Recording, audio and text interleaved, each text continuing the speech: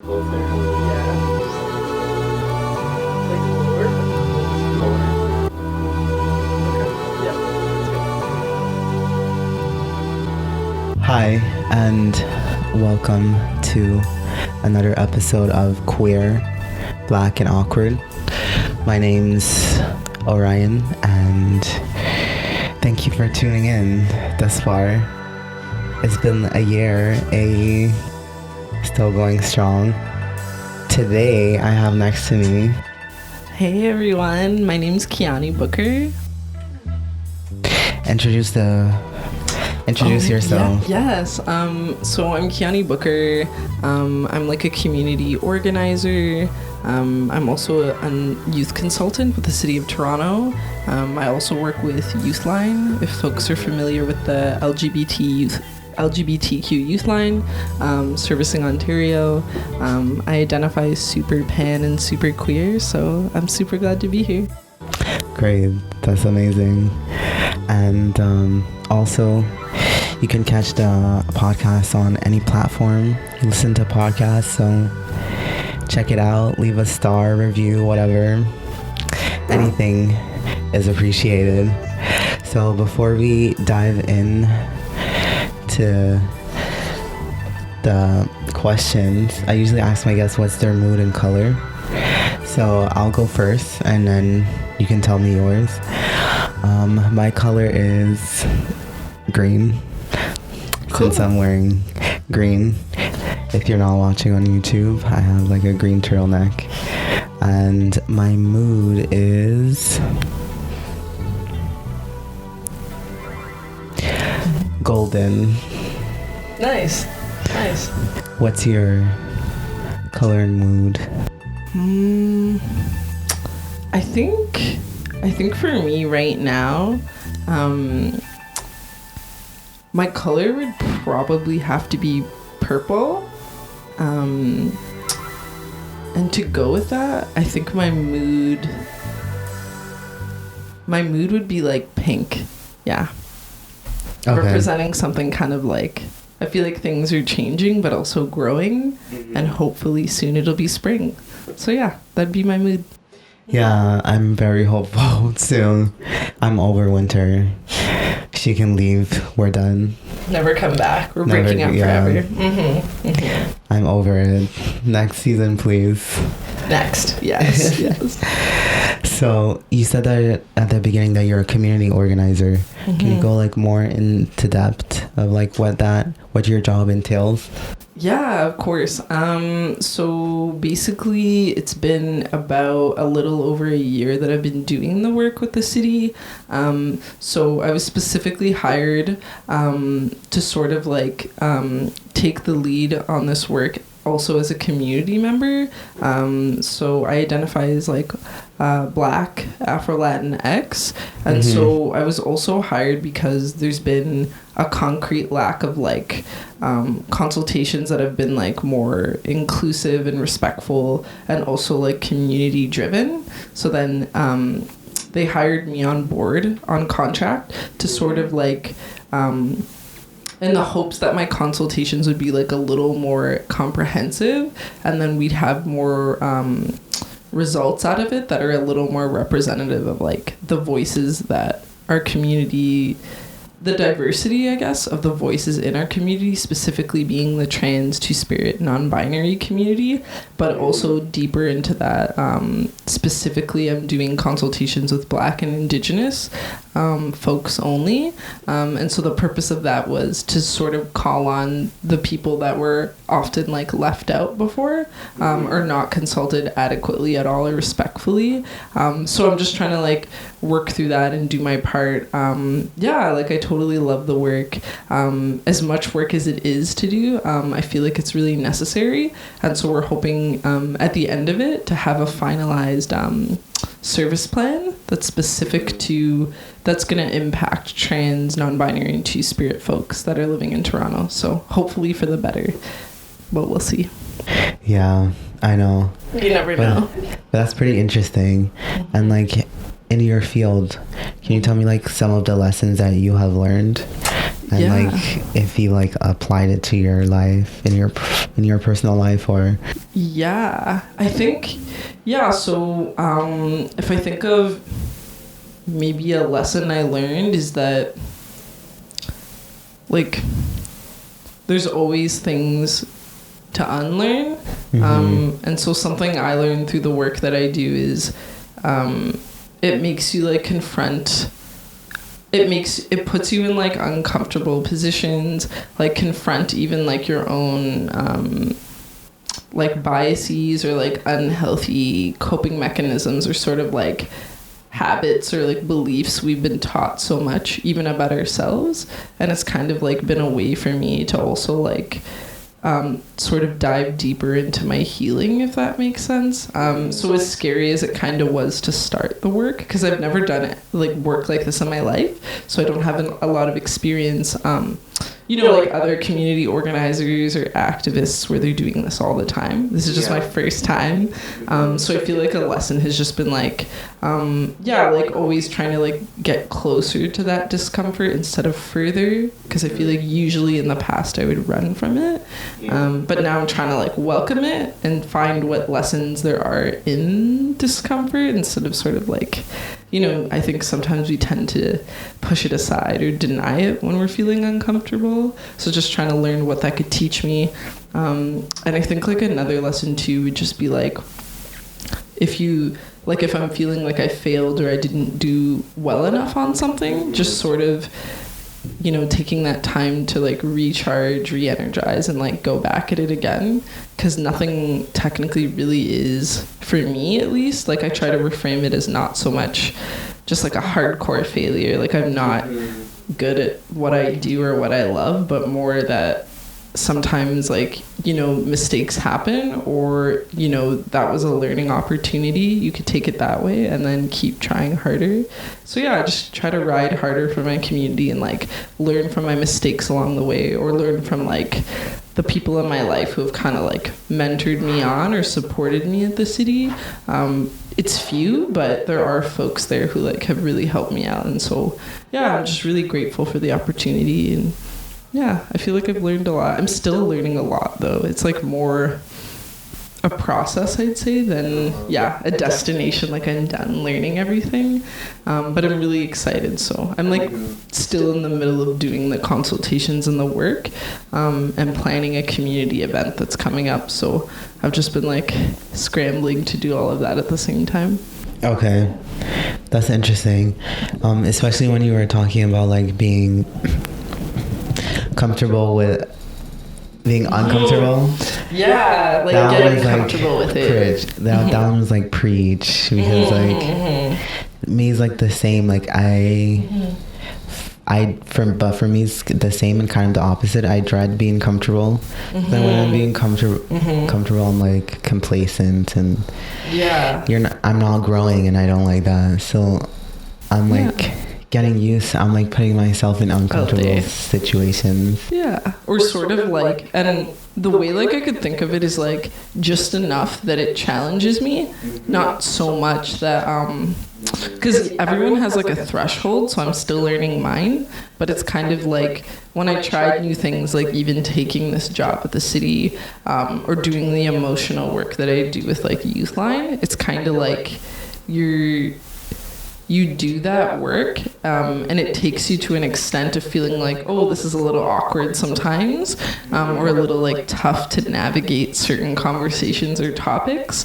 But then, like you come out stronger, that you learned more, and I end up feeling glad that I like, it's kind of like taking a risk. I would describe that as like the work I do with the city, but the risk is like worthwhile. So then in the end, it kind of like, it's kind of like retraining, I guess, our brains to sort of like not just like run away when you feel like, you know, I'm not sure how something's gonna go, or I even want to do it kind of, but I'm too scared because like I've never done it, so I'm just gonna run away.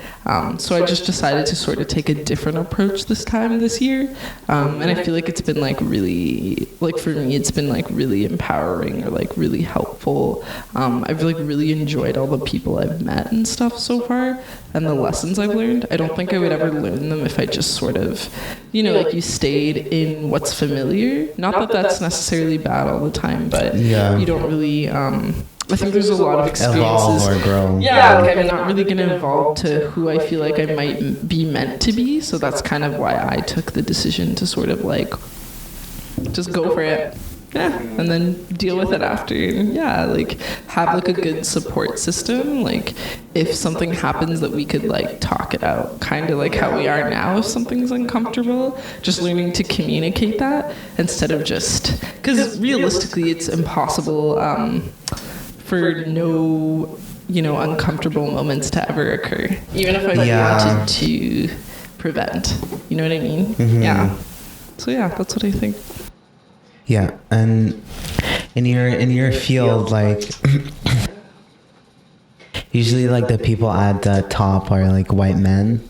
So when you're proposing like your ideas or like, you know, or like suggestions on how to like better the community, like you have to like convince them in air quotations, you know what I mean? So like what are the tactics that you have learned in like convincing these people and to make the necessary changes for these communities? I think like a big part of it, and so a lot of it too, I'm planning right now how I'm going to execute like that portion of sort of like communicating with those white men.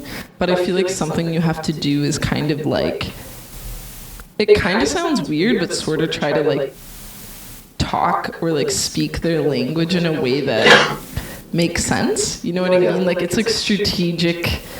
It's like just strategic phrasing of like what you want, but you can't really say it you know, like very bluntly, the way I would if I was just chatting with you low key. You kind of have to be like, you have to put your white voice like using a lot of jargon or like really, you know, academic language, because if you don't, do you have like a sample? Can you like give us like a sample? I think like something would be like for example, like maybe community wants more, like what would be something we would want?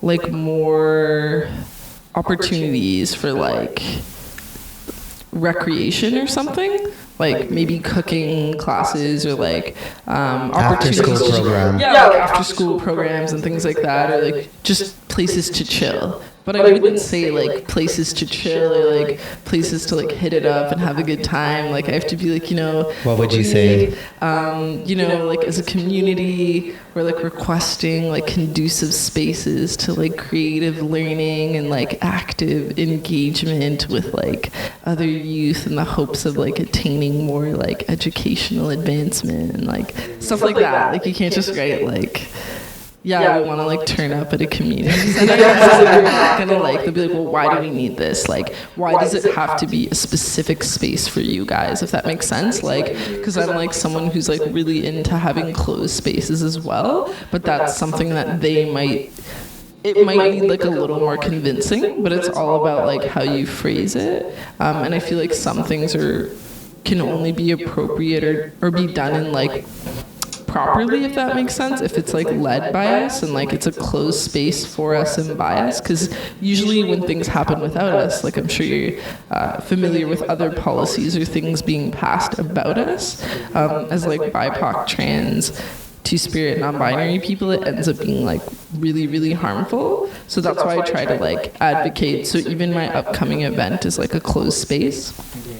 But I get a lot of pushback for that, or like some people like don't like that where I work, or you know, people trying to like infiltrate it and come anyway, and so you just have to sort of like push back, and like I just try to be strong and like reiterate why it matters, but you kind of have to say it in a way that is digestible to them. Like, I can't Digestible. just, yeah, you know what I Or mean? Like, understandable like, to their level. yeah, like to their Understandable. level, Yeah. because I can't just go off on like it might like scare them too much. Like if I go off too much about why this should happen, so you have to be like, hey, like, you know, have you ever thought about just You making have to like pat, like stroke their ego. yeah, just stroking While, egos, while make it like sound convincing them of your humanity. yeah, like kind of convincing us or convincing them why it's really messed up that we have to do that. I wish it didn't have to be that way. But realistically, like when this goes to council, for example, like my service plan, which is the plan with community, it's like I have to pitch it that way. So in the report that I'm gonna write, because in the future it has to go with a report, and then all the recommendations that I'll gather from the consultations, like they have to be written a particular way. And so like when I'm having the combos, they're very like informal or more like I just let the like I allow all the community members to write it however they want to, but at the end of the day, like it's still gonna be what they want, or like I'm gonna make sure their voices are honored, but I have to like phrase it all like in a certain like structural format, if that makes sense. Or they'll be like, this isn't professional, like this isn't, I'm not gonna read this, or I feel like they wouldn't even know what it means if there's slang or certain things that we would say or talk about. They just wouldn't, It will go over their heads. because they don't like live our lives, so it's just like you kind of have to sort of like redo something in another format that's a little more easier for them to understand and maybe relate to a little bit, or see why we matter as like humans like them, and then maybe they'll consider it. Yeah. But there's a risk they won't. So I know. yeah, I never know really. It's kind of like one of those things you like push for, but there's always the chance that, especially with our new like government, that I don't know what's gonna happen with Ford, so I'm not really sure anymore like what the future holds particularly. Like I can't promise anything for sure, but I think it's all about going forward and taking those risks, so I'm just going for it, hoping for the best, y'all. Yeah. No, I feel you, honestly. It's just like like I don't get it, how and why is he even the governor, but whatever, that's like another whole other topic. That's you know why. I mean, it wouldn't be our choice, but Yeah, but anyways, we are to deal with it. So just strategizing together, like all we can do is like sort of like fight back in like sort of if it makes sense, like strategic ways like of resistance, and I feel like that's kind of all we could do to sort of like get our needs met in this kind of climate. But I think it is going to be like harder. Like this is just the beginning, right? And I'm sure you've heard of like a lot of changes they're trying to push, and just making it harder for trans people to like live their lives. Just be, you know? It's already hard. So I'm just like kind of trying to advocate for that, because I don't want things, they're already super hard for us, so like why would we, why make things even more harder voluntarily, like, you know? Or just like let it go without like at least trying to do the best that I can like with my capacity. So yeah, that's all I can do.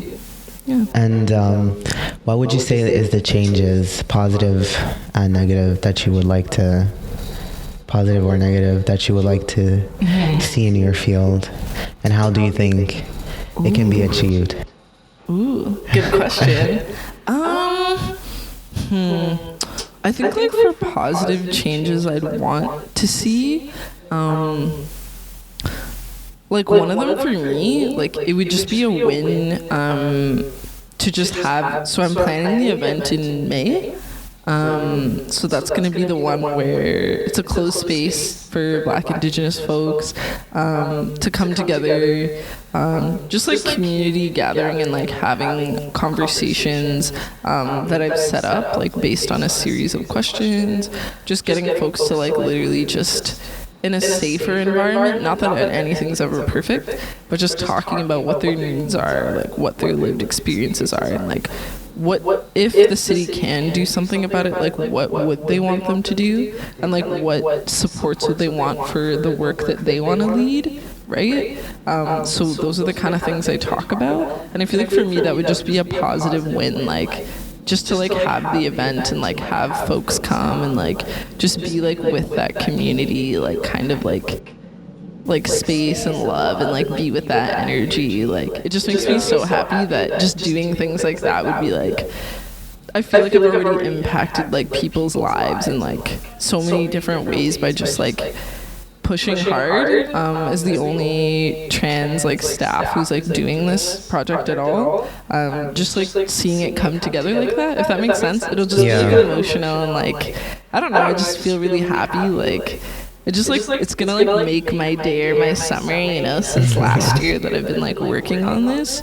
And then the next step, I think another positive impact I think would be like once I prepare the report, and once the service plan is like finalized, and then we're like starting to bring it to city council, just doing deputations with the youth that I want to bring, and also like being there and like seeing, like making them have to listen to us. That's going to be like a really positive impact that I'm excited about. So basically, I don't know if I told you this, but deputations are like where there's a couple minutes per each person, and I can like ask people in community who want to like say something about like why this plan needs to be passed, like whatever they want to say about, like you can just go off and like in front of and there's no we just do it together, and like the more people we have, like the better. That's like for me, that's gonna be like the best. Like I just can't wait to go off and like watch my youth go off. Like I'll just be such a proud like queer. It'll just be really cool. And so I can't do it because I work there. So it's just about like gathering folks who, you know, like public speaking or like comfortable with that, and then after like the white men like ask us questions back or try to like kind of like basically come down on us after, but they're not going to ruin our shine. So you know, shine will be good. So like I think that'll be like a really nice impact. And honestly, just having something like it'll kind of be like a starting point. Like I feel like the work I do is just like the starting of a conversation, or it's not like everything. There's still like so much to be done. I'm still like partnering with like other like Indigenous youth and like community, and just making sure like they have, I'm also doing like supporting them with like resources from the city. So like I'm collaborating with them to make sure like they get like the funds that they need and stuff to like do their own consultations as well, because I think it's like really important that like the project's like Indigenous led, and like I also like wouldn't be like the right person to do that part of the work. Like I need more people with me. So I thought like why not just like make that space. So I'm just trying to like collaborate and like do the best I can so like those voices are represented, but like organically, if that makes sense. And I, you know, I can only speak for like one person. It's like my experiences are diverse, but they're only like yours. It's not only mine. So like I'm not like, you know, Indigenous to like these lands, so it's like important that I think we like find folks and like engage people, and that's something the city didn't do before. So we're just trying to find ways to do that where it's not non-Indigenous folks doing that work, because then it's still not, it's not right, if that makes sense. Yeah. Or just inappropriate. So that's why I tried to flip the switch and like get it to be like Black and Indigenous led, so that way we're getting the results that will actually be like relevant to us, and not just like we're doing all this work and then it's like for what? Like for what? Or it's not even like, you know, like you're gonna read it and be like, this isn't, I don't relate to this at all, or I don't care about these things, and I didn't want it to go nowhere like that. So just like having it be out there eventually, hopefully, and if it gets passed, that would be like the most positive impact. I just feel proud, and like I just feel so proud, like, you know, melanin popping. Yeah, honestly. Like I'm just gonna like cry maybe. And so I think those would be like the really positive things. Yeah, in terms of like, I can't really think of any negatives. It's just, for me, it's just like trying to like stay like hopeful and like have the faith that the work I'm doing is like, even if it kind of makes one person's day like a little more like easier, like, you know, they feel like they connected with me like one-on-one, or we like shared a moment, I'm already super happy. So whether it's like at Youth Line where I do that, or at the city, like the most important thing to me is just like engaging with the youth and like my community. I don't know, it's made me like meet a lot of people, which has like positively impacted me because I've been like isolated a lot, so I just like love it. I'm just a social, I think I'm a social person, so this is Social just butterfly. yeah, this is all like positive for me, if that helps. Yeah, hopefully, yeah.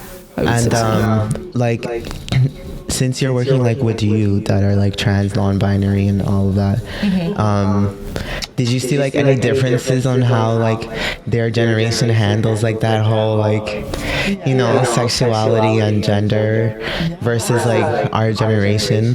What's the differences that you have noticed, and did it like change the way you view yourself or more comfortable in the way you identify? Oh, you mean connecting with the younger trans two-spirit versus the older folks?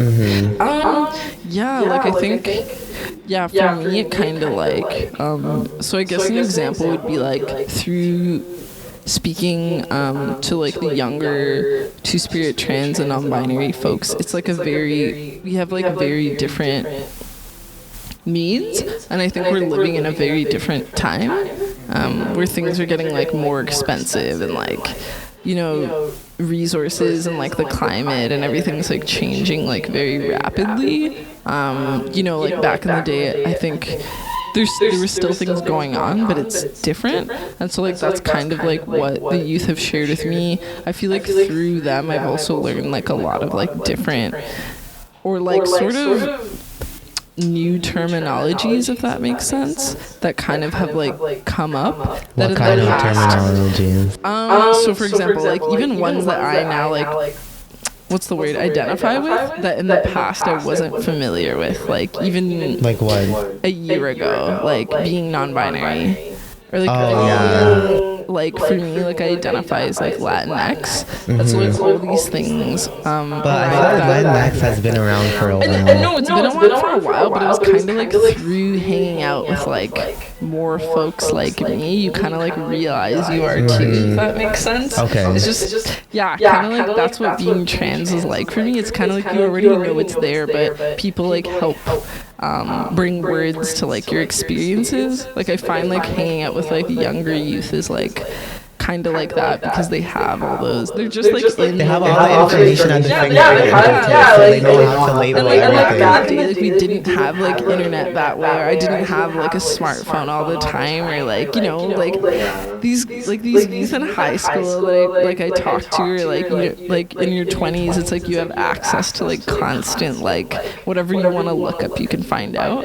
And I think for us it was like, or maybe for me it was a very different experience where I was like more sheltered to almost my 20s. So everyone would be like, how did you not know that? But it's always who I was, like being non-binary or pansexual. But I think like in terms of like sexuality and gender, like nothing has changed about me. I've just sort of like become more comfortable with it or familiar. But I think when you're younger, you just don't have the words for it. So I feel like a lot of folks, like even older trans, non-binary, and two-spirit people, like I've talked to have felt this way, or I've heard this from them. It's kind of like, you know, like none of this is new or something. Like the way we're presenting now, or like the things we're doing, gender expression-wise, or like identifying, you know, or pronouns and things like that. It's like it was always there. It's just like now, like they're putting words to like what we've always felt. So it's not like,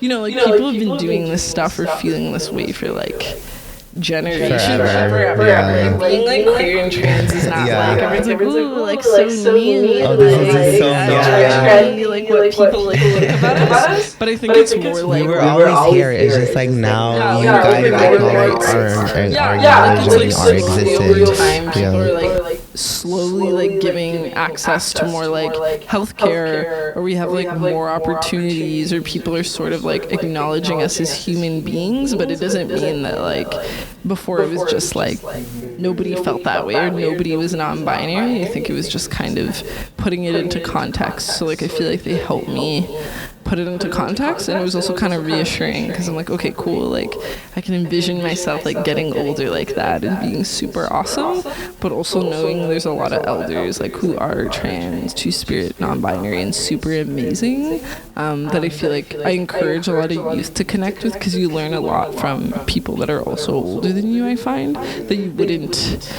you know, because you've just lived a longer life, like we don't have the same perspectives or experiences. So for me, like being with energy that's also older than me is like healing or grounding, so I enjoy it, like the differences of perspective. But I'd say like we also have a lot in common, and so that's why like in the work I do, like I try to like consult with everybody, so there's no like age, like I don't tap on ages or things like that. I mean, you know, there's youth focus, but I'm open to talking to like community leaders or elders or like folks that are above 30. It doesn't matter to me, because I'm like, we were all young at one point. They kind of like a lot of like elders and older folks community have taught me that like we've all been young before, so it's not like they don't know. Exactly. Like when you're older, you don't know You forget anything. like everything. Yeah. It's like they know more than probably all of us, so we should just like Exactly, listen. So I just like take the time to sort of like really listen, and also finding that we have a lot of needs that are like complex, but also if we're focusing as well in like addressing and meaningfully including older folks, like we're also going to become that. So I feel like people, like when you're younger, you just feel like you're not going to get old. So like I felt like that. Like, I know. And then after you start actually aging, and you're just like, oh shit. Like, oh shit, I'm freaking out. And so like I like to put that in context. And older people in my life have always reminded me, like, you're gonna be old one day, so you should Exactly. start thinking about that, or start like engaging people like us, and like start like listening to us. Because like older folks are super wise, like have seen a lot. Yeah. And I feel like if we did more listening, like even in our lives, like we could avoid so many pains we go through, or like, you know, shit that we didn't have to go through, because they'll be like, I already knew that wasn't gonna work out for you. And I'm like, I didn't listen, so you know, like it's kind of also our faults. But just tuning in a little better, because I think all that information is there. I think we just, you know, languages change and evolve, I would describe it as. So yeah, in a nutshell. Yeah. And you grew up in like the GT of Toronto, right? Yeah, I grew up it was kind of like a mix. I feel like for me, I moved around a lot. I always lived like GTA-ish. Like I was born in Toronto, but then in high school and stuff, like for all of high school, so from grade 7 to like grade 12, like I was living in Newmarket, so like way, like super white, like not Toronto. It was awful. I hated it, but I grew up there, so like all my teen years, like up until university, were there kinda, and then the rest of the time I've been in Toronto since. So yeah, but I love it. Yeah, and like growing up in those like white neighborhoods, did your parents educate you on like your cultural background?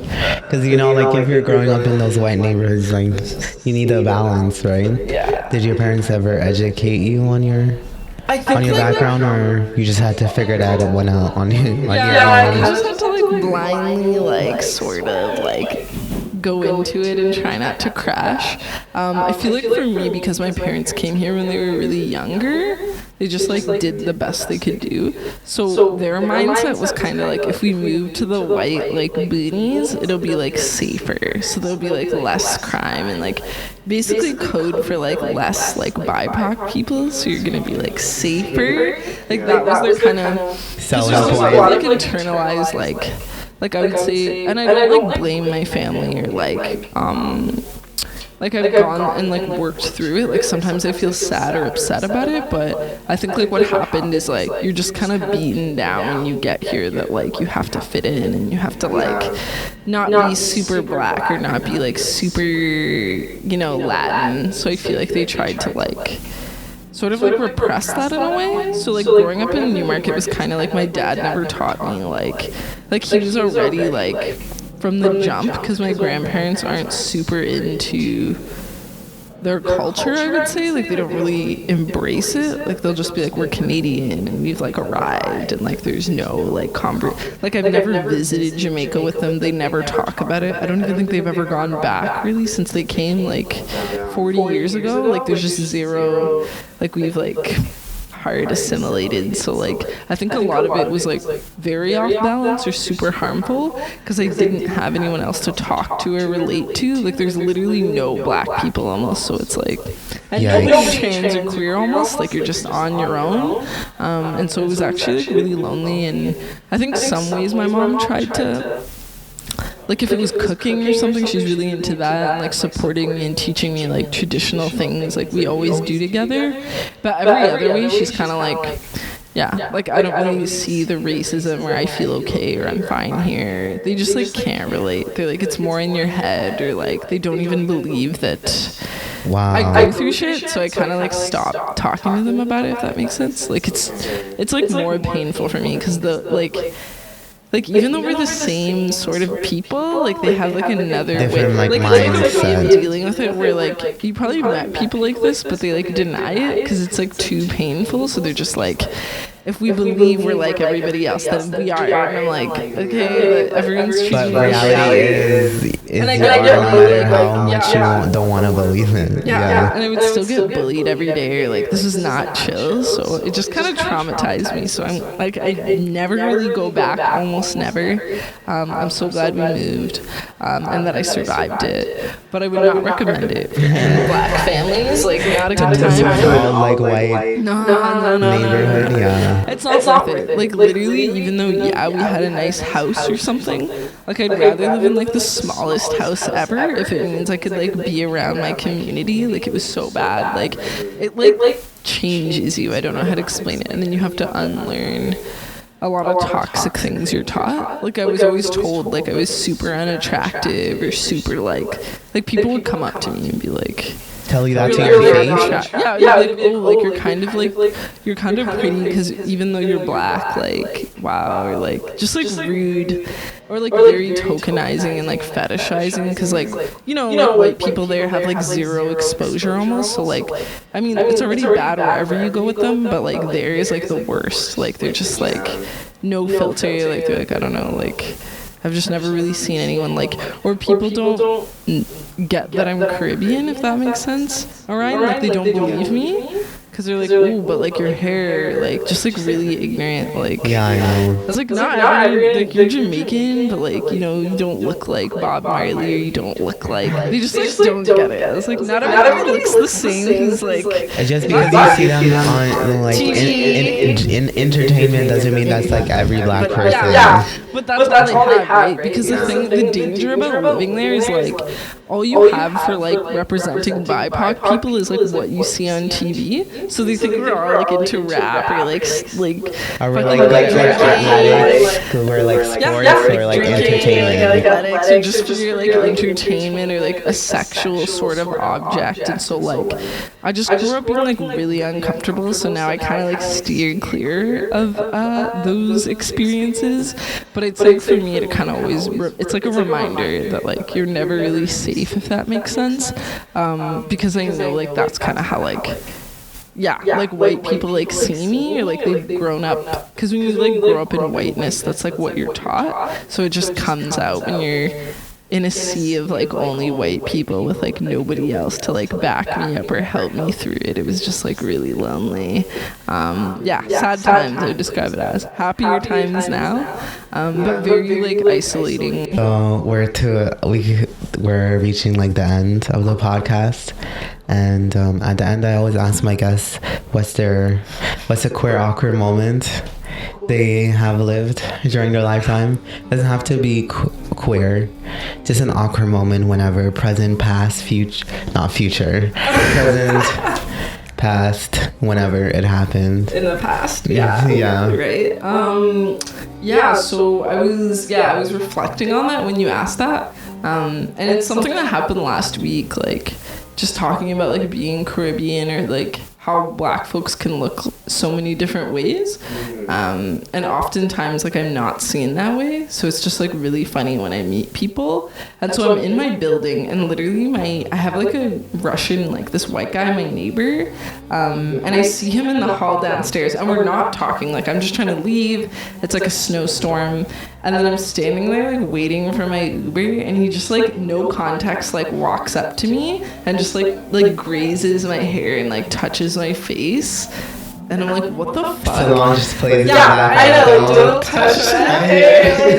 And it's like something I know like other like Black people and like femmes go through, but it's like, what the hell? Honestly, I would sock him in his face. Like what are you touching? Like people do that to me all the time, where I'm like, I'm not just some like experiment for this white guy to like, and he didn't even tell me why he did it. He was just kind of like your hair is wet or something, and then like turned around and walked away, and I was like, I was just in shock, but it's so awkward, and I was like, what? Like I'm so angry, but I'm also like, what just happened? Like I don't like know if you were hitting on me or like what, like why did you feel like you could? It's just like it's kind of like the entitlement that like white people feel to like our bodies. Just it's like invade your space. And like I have like, because I know if I was somebody else, like Solange just singing, like it would never happen. It's just because you like, I don't know if you're checking if it's like on my head or like if it's real, like but what? Yeah, like bitch, if it's on my head, it's like real because it's my hair. Like that's what I always have to tell people. Like whether I get braids or whatever, like everyone will be, but is that your hair? Like just trying to like, and I was like I don't do that to random people. I you don't go to like random people. just don't do that. Like, but white people, it's another level where they like they're raised different. I don't know, like just zero. Or people who don't have like non-Black people, they'll just like, but your hair, like he literally just like caressed it, and I was like, okay, I'm going back upstairs. Like, why do I go out? So that's kind of my awkward moment, but. Yeah. No, I feel you. That is awkward. Mic drop. Yeah. So awkward. Well, thanks for joining me on my podcast, this week's episode. It was great to have you. Thank you. It was so great to be here. I love it here. It's great. Yeah. I had a wonderful time. You had a wonderful time in Yes, space. it was amazing. Yes. Must do it again. It was great. Well, thanks for joining us on this week's episode. And until next time, stay awkward.